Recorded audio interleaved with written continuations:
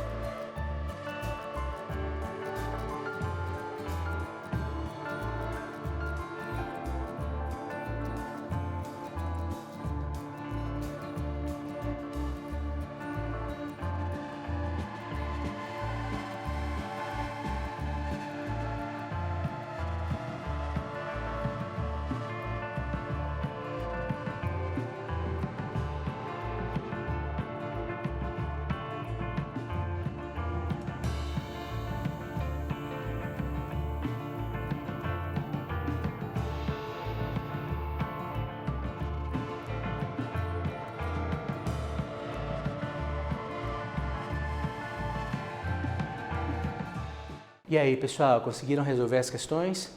Vamos às expectativas de resposta, então?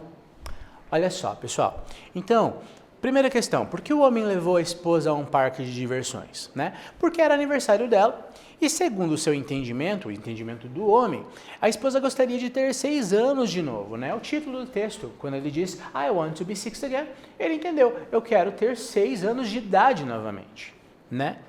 O texto revela uma mulher, né, pessoal? Na verdade, né, quando ela disse I want to be 6 again, né? Depois, na leitura do texto, a gente consegue compreender que ela estava falando do tamanho do vestido, ou seja, ela gostaria de ter o tamanho 6 novamente, de ter aquele, né, de que um vestido tamanho 6 servisse nela, e não ter 6 anos de idade. Então, o texto revela uma mulher preocupada com sua forma física, né?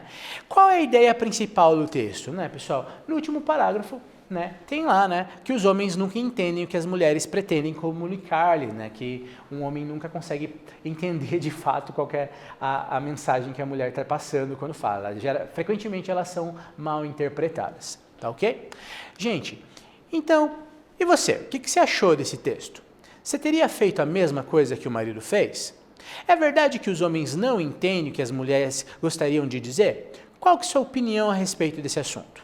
Escreva um pequeno parágrafo em seu caderno de 4 a 6 linhas a respeito desse assunto. Tá ok, pessoal? Então vou dar um tempinho para que vocês possam resolver essas questões aí e depois a gente volta para investigar o texto, para aprender um pouco mais sobre vocabulário e, né, coisas relacionadas aí ao texto.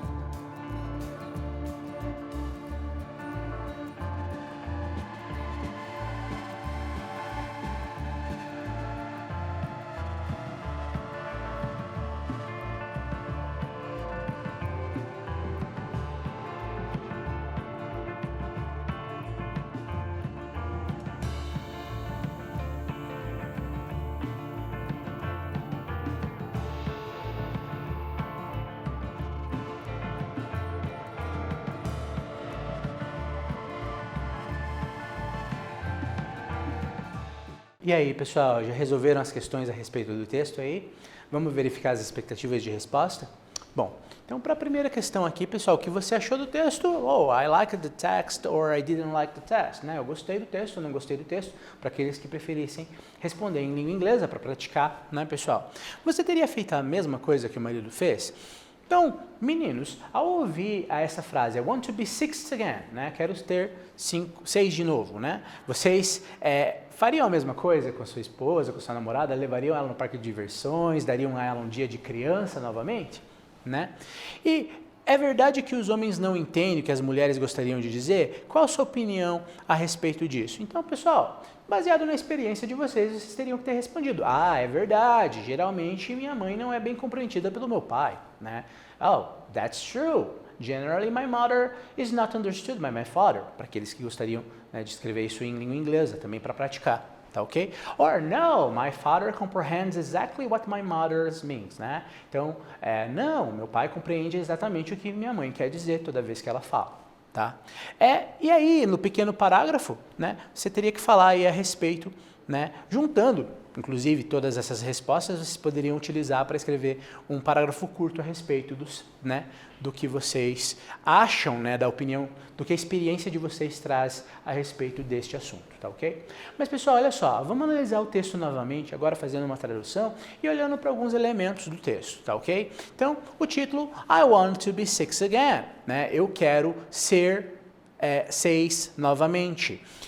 Aqui a gente está lidando com uma questão cultural. Para se falar de idade em língua inglesa, né, a gente fala I want to be 6, né? Eu quero ser 6 de volta e não ter 6 de volta, né? Então, essa mesma frase gerou aí a confusão toda, responsável também pelo humor do texto, né, pessoal? I want to be 6 again. Então, vamos traduzindo aqui o que foi dito, né? Um homem perguntou à sua esposa o que ela gostaria para seu aniversário. E ela disse: eu amaria ser 6 novamente, né? Ela respondeu: na manhã do seu aniversário, ele a acordou, né, bem cedinho, e logo eles foram para um parque de diversões local, né, local theme park, um parque temático, né? What a day, que dia! Ele a pôs em cada brinquedo do parque, né? O escorregador da morte, o loop do grito, a parede do medo, tudo o que havia. Uau! 5 horas mais tarde, né, ela saiu do parque de diversões, sua cabeça, né, estava doendo ali, né, e o estômago estava revirado, de cabeça para baixo, né? Direto para o McDonald's eles foram, onde o seu marido, né, pediu por um Big Mac, junto com batatas fritas extras e uma Coca-Cola e M&M's. Que aventura fabulosa! Finalmente, né, ela foi para casa com seu marido e colapsou na cama, né? Ele virou para o lado dela e amorosamente perguntou, né? Bem, querida, como é que foi ter 6 anos novamente? Um olho apenas abriu. Seu idiota, eu quis dizer o tamanho do meu vestido. Moral da história: se uma mulher fala e um homem está lá para ouvir, ele vai entendê-la de maneira errada de qualquer forma, tá? Então a moral do texto está nisso aí, né, gente? A ideia está na falta de compreensão que houve com relação à frase I want to be 6 again. Percebam que é um texto todo no passado simples, né, pessoal? Contando uma história, né, uma anedota, uma historinha aí para fazer rir, né?